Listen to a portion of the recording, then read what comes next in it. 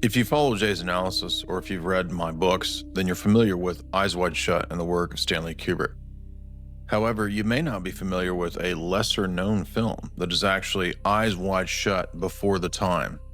This is the film Eye of the Devil. We're going to take a look at Eye of the Devil, its symbolism, and how Hollywood was telling us what really goes on long before Kubrick did Eyes Wide Shut. Eye of the Devil is a 1966 mystery horror film filled with occult and supernatural themes, as we'll see, directed by J. Lee Thompson. It stars Deborah Kerr, David Niven, and Sharon Tate. The film is set in rural France at the Chateau de Hautfort. It is also set in England. Eye of the Devil is based on the novel Day of the Arrow by Robin Estridge. It's going to be filled with a lot of esoteric imagery, so let's start one by one. Before we look at that, it's important to point out the circles that Roman Polanski was chilling with. If you look at Art News, there's a fascinating article about Kenneth Anger, the revolutionary Luciferian filmmaker who promoted Crowley in a lot of his works. Now, the reason I pointed this out was that not just the overt Luciferian imagery and themes in these films that he put together, sort of short films, but to point out that Anger was also connected to Alfred Kinsey. We're told that Anger pleasured himself for Alfred Kinsey's sex studies. This tipped off the Rolling Stones to Joys of the Devil, which published a scabrous Tinseltown tell-all, Hollywood Babylon, which you've heard me talk about. He also helped Francois Truffaut and Jean-Luc Godard shift from writing to rewriting the rules of cinema. He also was connected to the Hells Angels riots at Altamont, and he lived with Bobby Boss O'Leil, who would be the man involved in the Manson murders. And that, of course, is how he's connected to Sharon Tate. This goes on to mention that Scorpio rising, Lucifer rising, suggested loose interpretations of Sodom and Gomorrah. And then it mentions his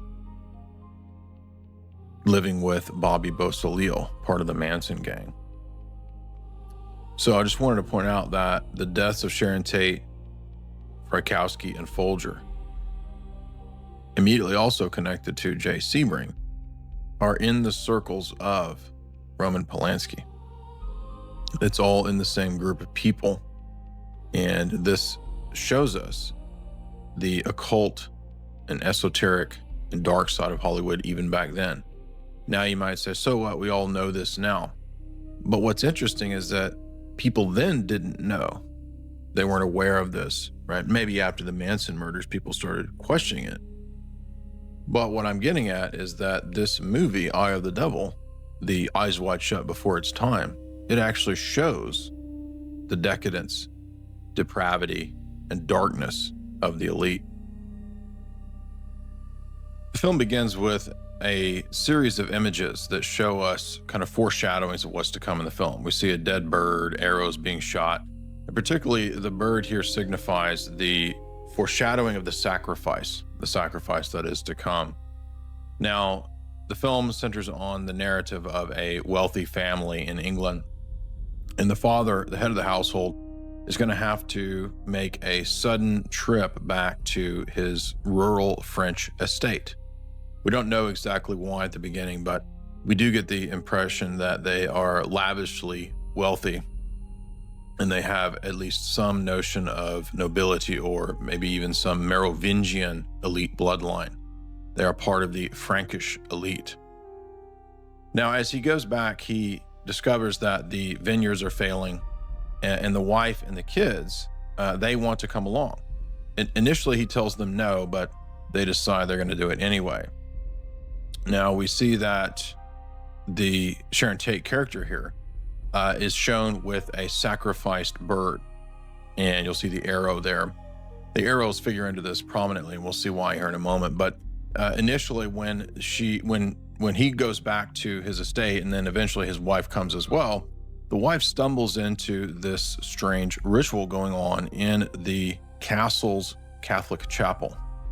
She's confused, she's bumfuddled, and she can't figure out what this Illuminati ritual is that's going on in her husband's chapel.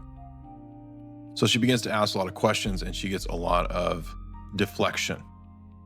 However, as you can see, the dedication of the dead bird here is a foreshadowing of the fact that there's going to be another true sacrifice to come. And this is kind of the initial offering before the final sacrifice. Tate's character, not surprisingly, turns out to be a witch, and she just kind of hovers around, lingers and loiters around the estate property in a very obscure, psychopathic way. She says that she's not into men except her brother, hinting that there is something incestuous going on. Her brother is, of course, a evil, demonic-looking Legolas who also plays with the minds of the children.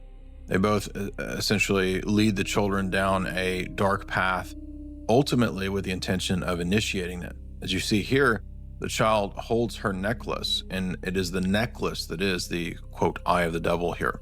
So it's a sort of dark, magical pendant that permeates the film. Now, we don't know exactly what's going on, but we know that there's something dark and mysterious happening. We know that there's a family secret that has not been revealed, and it's essentially the wife, who is the protagonist of the film, who's trying to figure out what her husband's deep, dark secret is. So she sort of stumbles around the estate for several minutes of the film. She investigates the vast archives and library of the estate and cannot figure out what's going on, except that in the history of the family, there have been notorious untimely deaths, multiple untimely deaths. So we're beginning to think that this might have to do with human sacrifice. Now, not only that, there's a lot more going on in this film. For example, we might think, okay, well, it's just a cult that sacrifices people. Well, I want to point out that when the children are playing at the beginning, there's an interesting line where, and there's a brother and a sister. Here, it's mainly the brother, since he's the firstborn, that takes the most significance in the film. The brother and the sister are playing, and the sister says, "I'm Marie Antoinette, and you represent the spirit of French freedom." Now, this is fascinating because the modern world and its revolutions don't accidentally come out of France. It makes perfect sense why revolutions have come out of France, and that's because there's long been a tradition in France, going back to the medieval Gnostics and the Cathars, of Luciferian and Gnostic initiation and worship. That's in fact what this film is about, and most people have missed that. And not only that, I'm going to show you that the film reveals that this secret satanic cult was actually working under the guise of being Roman Catholic. Spoiler alert, it's a Frankish Luciferian Cathar satanic pagan cult. When we see the father praying in the chapel, initially we think that he's bowing down before perhaps the crucifix that you see in the foreground. However, as the film later reveals, he's not bowing before the crucifix. He's in fact bowing at the center of the 8-pointed star, the star of Inanna or Ishtar. This again suggests the return of nature worship, or a secret underground cult that worships Gnostic pagan principles of nature. Generally speaking, nature worship, oddly enough, always asks for some kind of human sacrifice, right? And in this case, just like Wicker Man, we're told that a human sacrifice is necessary to ensure the restoration of his vineyards. His vineyards crop this year have been extremely bad. They've been dead the entire year. And so in order to save the crop, he believes that his firstborn is going to have to die. And then we later learned that this was a long-standing, millennium-long family tradition. In fact, the wife goes back into the archives of the family and discovers that for the last 1,000 years back to the Crusades, this prominent elite Frankish Luciferian bloodline has been offering up their firstborn sons.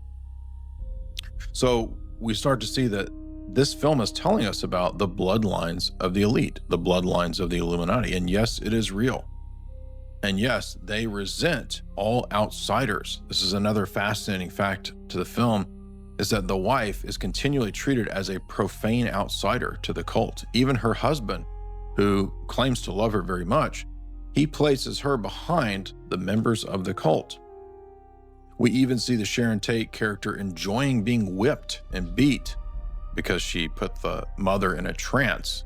She uses basically hypnosis techniques and drug techniques. She gives belladonna to the wife, and yet she enjoys it. So there's this bizarre sort of enjoyment of bondage and sadomasochism. This immediately makes us think not only of this, but other stories very similar in terms of like the Rothschild balls and parties that we've seen. You've probably seen those images, but I'll show you again. The notion of the masked ball has been covered many times, but these are actual photos from vintage Rothschild parties based around surrealism and obviously containing the themes of mind control. There's even Audrey Hepburn shown with her head inside of a bird cage. This, again, I think shows us that the decadent views of the elite, the decadent worldview of the elite, they're not accidental. They actually have a consistent pattern to them. And so what we're looking at in this French castle here is essentially the black nobility of Europe. Right? These are in many ways, the bloodlines of the European elite. Now, the bad news, as we said, is that there is a human sacrifice going on here. And if we look at the history of the Merovingian mythos, this is somewhat similar to what we get in other films. If we think about the Merovingian in The Matrix, in part 2 of The Matrix, the Merovingian is pictured as a vampiric character who essentially sucks the blood or life force out of the beings around him. His 2 minions are in fact vampires. These wealthy Frankish elites were in essence partly responsible for the destruction of Byzantium. If you look at the history of the rise of the Frankish rulers, I don't think it's accidental that the film is showing us this continuation of decadence from the time of the French elite all the way up through to the present day. Even though this is fiction, I think, again, Polanski was in these same circles. It's not accidental that Roman Polanski makes films like The Ninth Gate that came out the exact same year as Kubrick's Eyes Wide Shut that have the exact same themes as Eyes Wide Shut. But it's not just this film or Rosemary's Baby or other Polanski's film. There's a lesser known Polanski film that has a similar theme that I also want to touch on. The Fearless Vampire Killers is another film that stars Polanski's Sharon Tate, his one-time wife. And although this is a horror comedy, what's fascinating about The Fearless Vampire Killers is that in the midst of the narrative, the dialogue of the film, all the vampires at one point mandate that they must worship and serve Lucifer.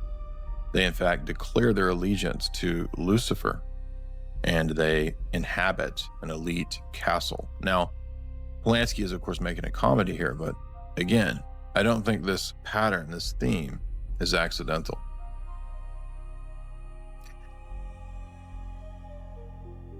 We learn in the film, believe it, believe it, believe it, or leave here, refers to the mind control that Philippe, the father of the household, underwent.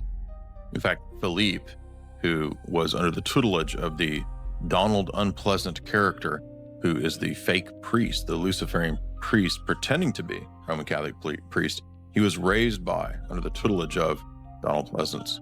So the Philippe character, who at one time thought he might escape, was actually put into some kind of hypnotic state because he regresses to this point. He's triggered by his wife at one time to say, where she says, leave this cult, let's leave it. His response is, believe it, believe it, believe it, or leave it. And so he goes into a trance and he breaks his glass. So we see that this cult, just like the Sharon Tate character has done with the wife, she puts the wife in a trance and uses hypnosis. And they use drugs, they use belladonna. He's been put under the same spell. And it's hinted at, they can't really come out and say it, but given the fact that he practices BDSM, and given the fact that she says she's not into men, only her brother, we can infer that this is an inbred elite, essentially sex magic cult as well. There's an important line too where Sharon Tate says that she was trained to be this way, and she doesn't like other men because they're not like her brother. Other men have desires and concerns. They're not psychopathic and emotionless and feelingless. She's only interested in her fellow illuminists. And Belladonna, we have to point out, is an extremely potent hallucinogen. It creates extreme trance and altered states and is very dangerous. It can even result in death. The trip is very long, 15 hours to 2 days, depending upon how long it's used. So we have to keep in mind that this is a Luciferian sex cult practicing pharmakia, or drug initiation and ritual, mind control, altered states, abuse of children, sex cult, magic, and then finally human sacrifice. We learn that there's an astrological element to the cult. That's the point of the Sagittarius, as we'll see. And it's time, it is coming time for the human sacrifice to be offered. Throughout the film, her brother, who is the archer, who is the one who actually performs the sacrifice, we see him constantly shooting things with arrows, constantly killing birds and so forth. And this is because he is the dealer of death. And in astrology, the archer is Sagittarius. This is why the group forms a circle. They represent times and seasons in astrology. And this is why in their crazy concocted pagan calendar, they've decided that now is the time for the human sacrifice.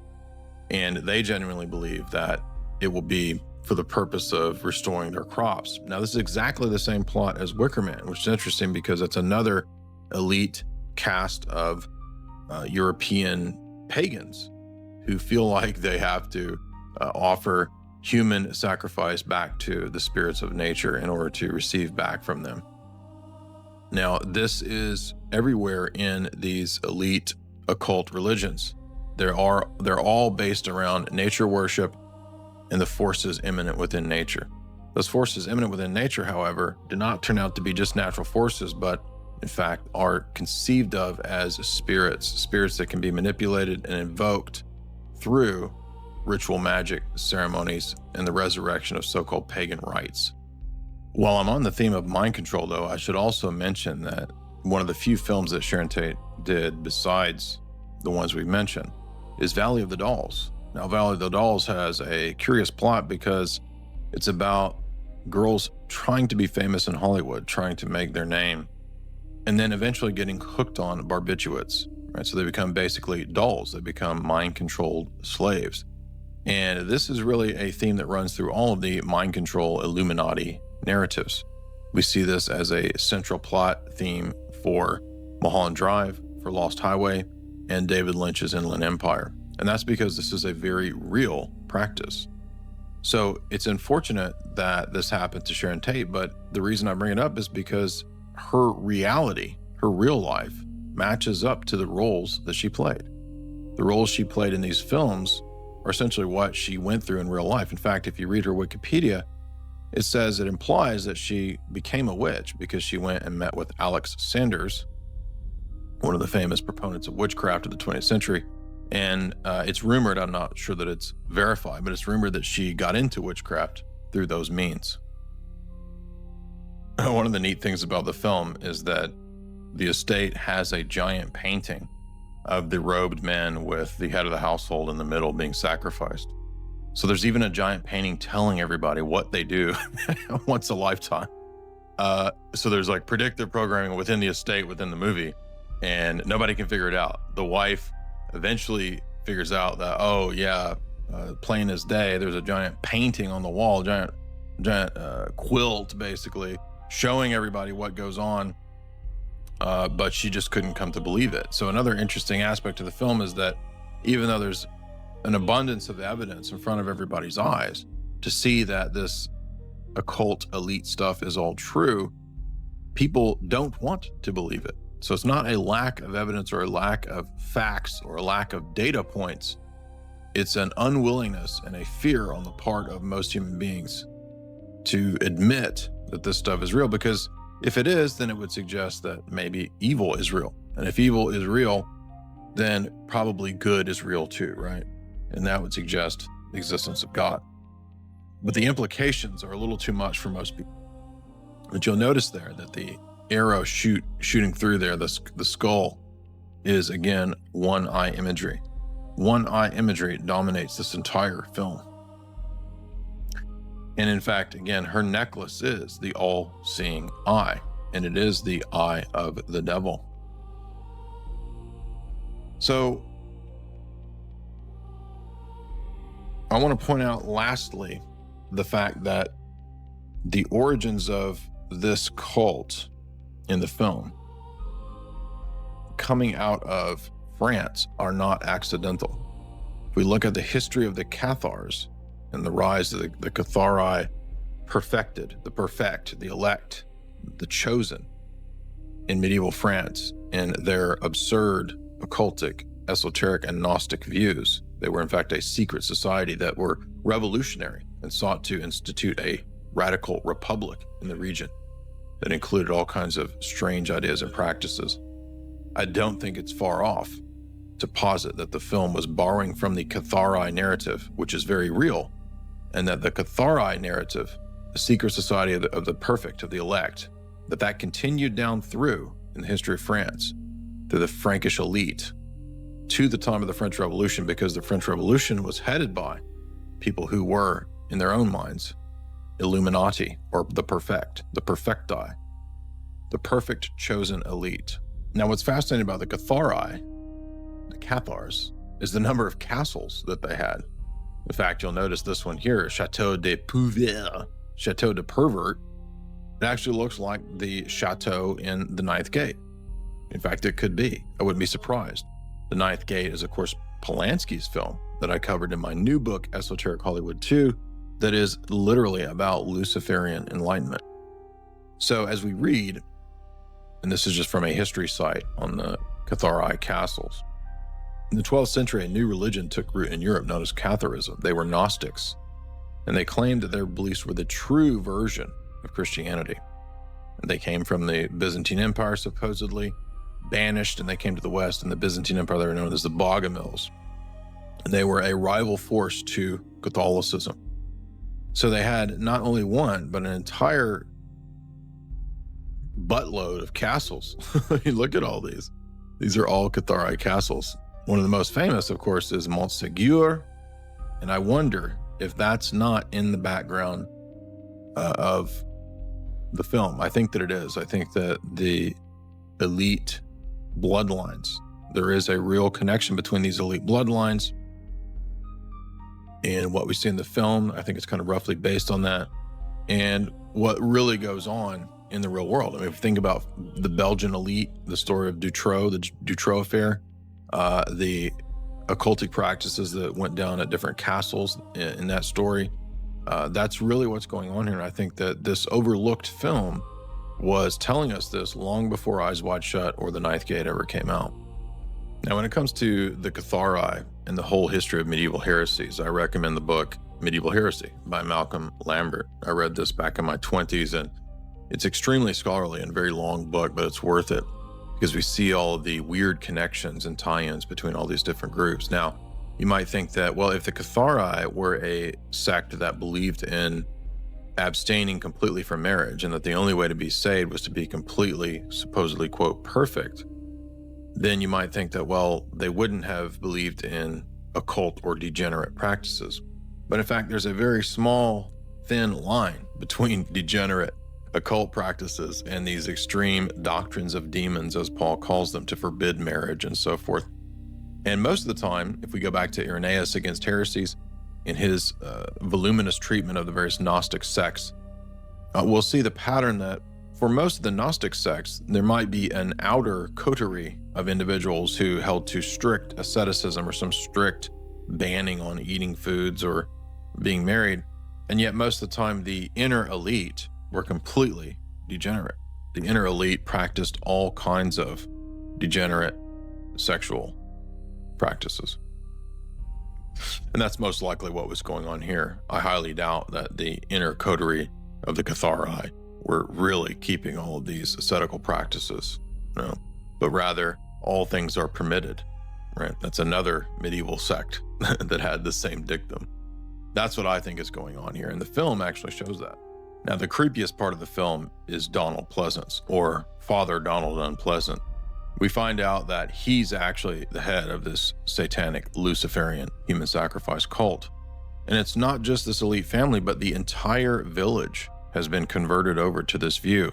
Now, if you read Lambert's book, you'll find that this was exactly what happened in France. Entire cities were converting to the Cathari heresies. And as a result, this threatened the entire state apparatus and social order. So we have to keep that in mind, because the real danger here is false Christianity, fake Christians, and cults within churches. If we think about Vatican II, if we think about the modern Roman Catholic Church, we've seen this exact same thing. We've seen a lot of abuse, we've seen a lot of scandals, and we've seen plenty of evidence that shows definitively that there were secret societies and occult groups that have infiltrated Rome, the Roman Church, and pose as Christians, but secretly they're not. That's exactly what this film is about. And I wonder if there wasn't a real revelation, a real message being told here that no one at the time could see. Who in the 1950s and 60s could have believed that the Roman Catholic Church was already suffering from these kinds of dangers? But in fact, even in the 60s, the time of Vatican II, just this danger was being spoken of as the smoke of Satan entering the church. Long before Kubrick's Eyes Wide Shut, you see then, we were being told what was going on in the film Eye of the Devil. Eye of the Devil is much more than just a hokey occult movie from the 1960s. It's a window into the workings of the elite, of the esoteric and occult bloodlines. And yes, bloodlines of the Illuminati is a perfectly apt description for the film and its narrative and for the real world. Thank you for watching. If you like this analysis, be sure and subscribe below, press like and share, and click the bell for notifications. You can get my book, Esoteric Hollywood, Parts 1 and 2 at jaysanalysis.com.